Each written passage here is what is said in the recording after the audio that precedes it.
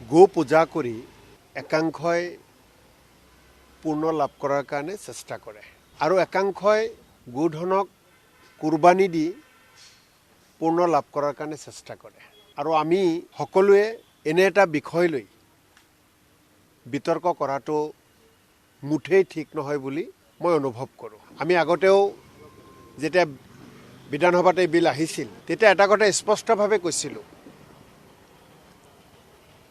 কোনে কি খাব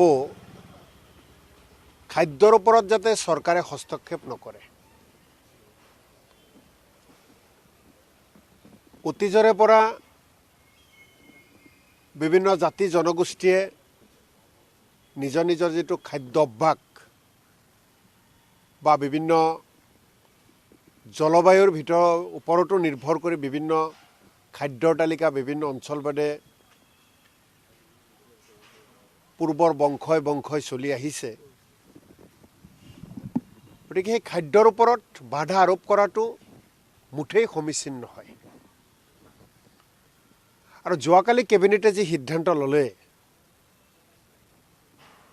মই অসমৰ মাননীয় মুখ্যমন্ত্ৰী ডাঙৰীয়াৰ প্ৰতি আহ্বান জনাওঁ,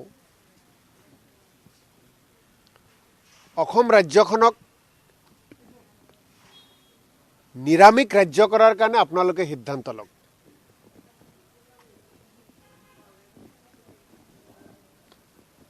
অসম ৰাজ্যখনক অসম চৰকাৰে এনেকৈ খাদ্যৰ ওপৰত বাধা আৰোপ কৰাতকৈ নিৰামিষ ৰাজ্য ঘোষণা কৰিলেই হ'ল।